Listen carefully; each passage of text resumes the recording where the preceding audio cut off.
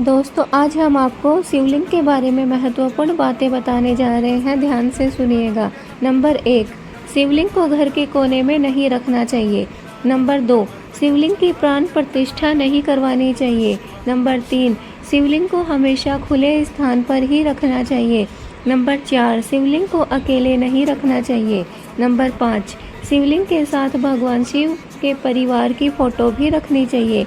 Number 6, शिवलिंग पर हमेशा बेलपत्र ही चढ़ाना चाहिए। नंबर 7, शिवलिंग पर केतकी के फूल, सिंदूर, तुलसी और हल्दी नहीं चढ़ानी चाहिए।